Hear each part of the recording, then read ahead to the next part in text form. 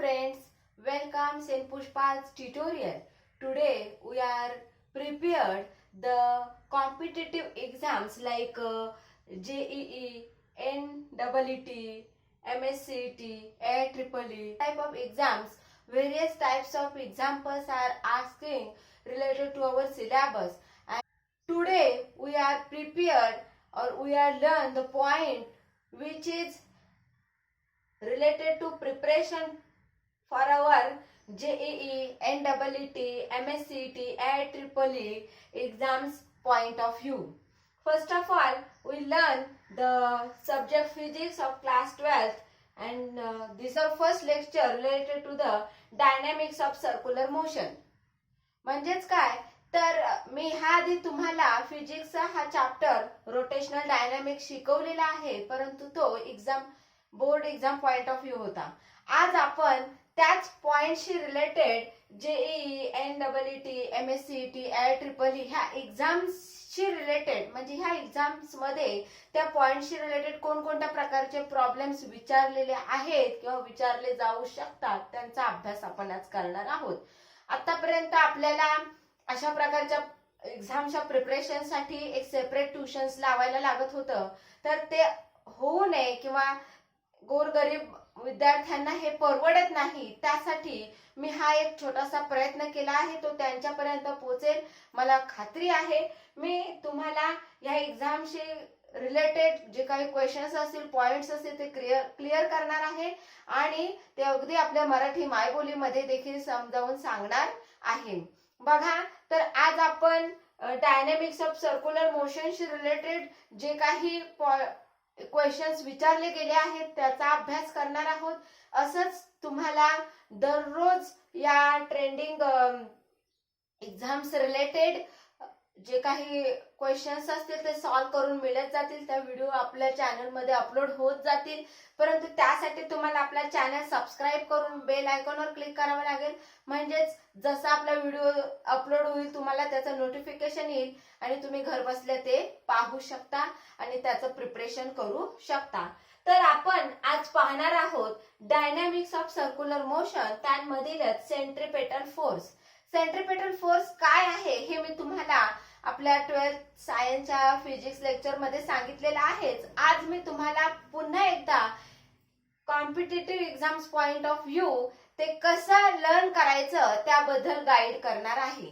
बघा, centripetal force means force moves the body in circular motion act towards the center, and this center seeking force is known as centripetal force, and this force is always acts along the radius of circle and towards the center of circle.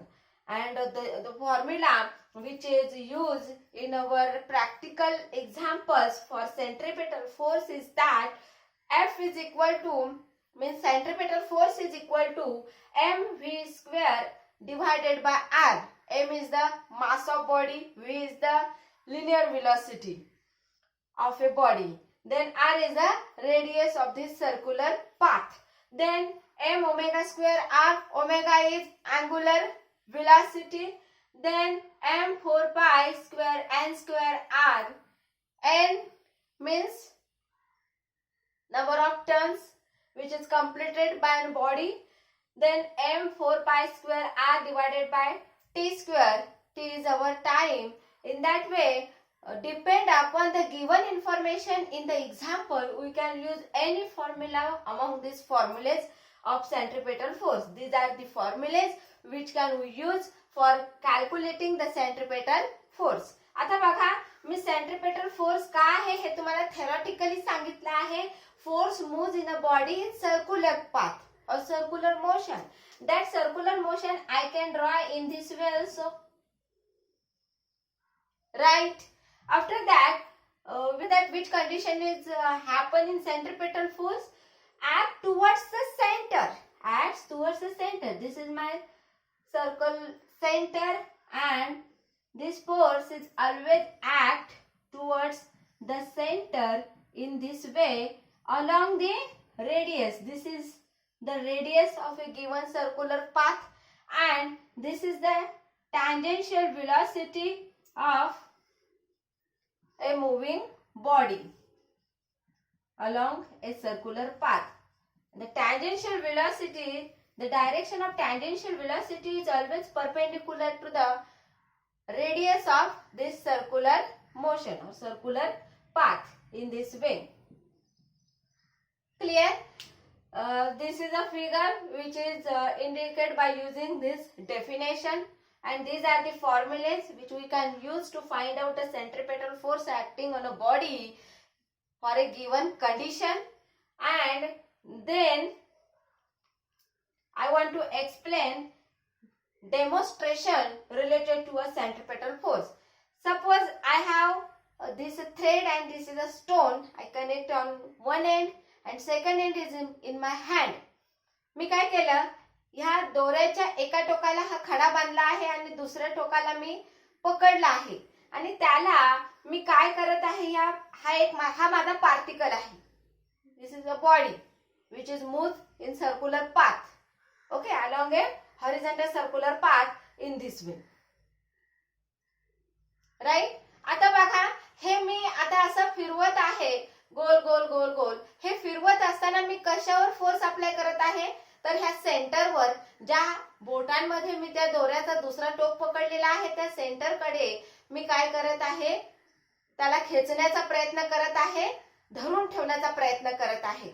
आणि एकदा का मी त्याला धरून ठेवायचा प्रयत्न सोडला किंवा ते सोडून दिलं तर तो ऑब्जेक्ट काय होतो, थांबतो.